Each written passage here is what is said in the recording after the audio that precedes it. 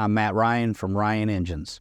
That's my dad drag raced back in the 70s, and there was nowhere around the area that could do any sort of real high-end machine work. So a lot of what he was doing was going to Detroit to have machine work done. Once that started, he acquired a couple of machines, started doing his own machine work. Next thing you know, you're honing blocks for other people, balancing crankshafts. It was never really started as a business, more of his own passion and hobby, racing, and this is where it all ended up. I'm sure if you ask him 45, 50 years ago if this would have ever been where it ended up, he'd tell you it never would have dreamed or thought that people would pay to have engines built. Back then, everybody just kind of did their thing, and people just started coming in the door asking him to do machine work, and then evolved into building engines. The biggest thing that we do here as far as engines, probably majority, late model dirt stuff, the UMP style modified motors, a lot of pavement stuff up in Michigan, fair amount of drag race stuff. Most of the drag race stuff we do is bracket race type motors, normally aspirated. We'll do those motors and we won't see them for 5-6 years. That's probably majority of what our business is now. Really just grew up around the racetrack, and then my dad got a car from somebody, I don't even know, it was some old Boyce 2x3 car that he got for somebody else, and it was laying in the back, and he comes up to me one day, he says, "You want to go racing?" Yeah, sure.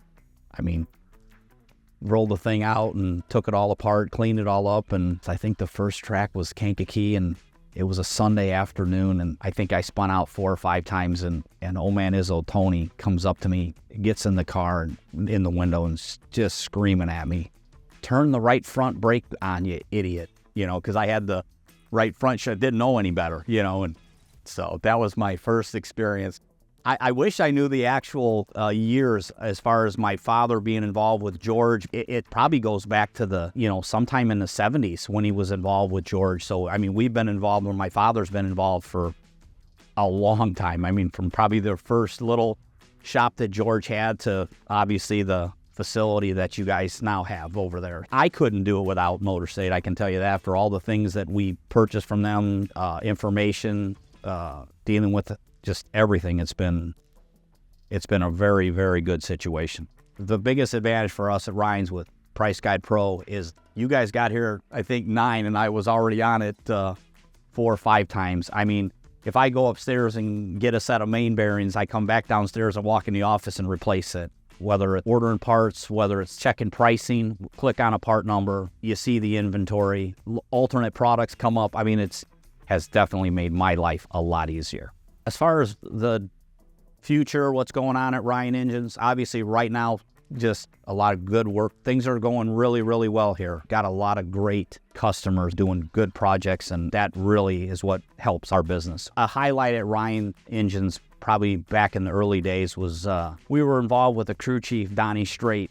That's probably, in my opinion, has made us probably why we are here. And he was a crew chief for his brother, Bob Strait, and they decided to run the Craftsman Truck Series when it first came out the first year. And they had 1 truck and 1 engine. And it was the first Ford engine that we'd ever done. Donnie convinced the owner that we could do it. They've done it. Basically lied to the owner that we've done all kinds of Ford motors, in which we had not. And my dad's friend, Peter Guild, that owned Pro Motor Engineering, helped us as far as, what to do, getting the parts and pieces. And we went out and ran that whole series the first year with 1 truck, 1 engine.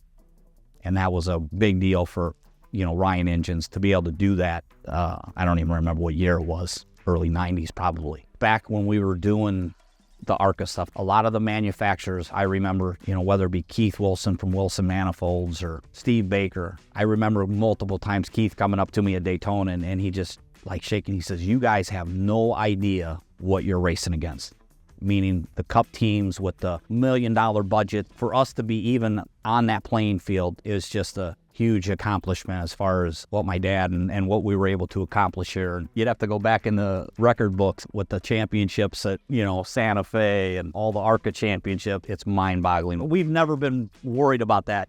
And that was probably the biggest difference as far as my dad and, being racers. Just, yeah, it's great to sit back at the end of the year and at the banquet and take the bows, but, we didn't care about that. And Kimmel, we won 8 consecutive championships. And then the 9th one was with Allgaier when things were really rolling along. Anybody, I'll tell you, you don't win the race at the racetrack. Preparation, having all your race car right, shocks, motor, all that. When you get to the racetrack, you're just fine tuning it. When you unload off the truck, if you're shit, you're usually shit all day. When you roll off and you're fast, then you just got to keep it fast. Don't screw it up.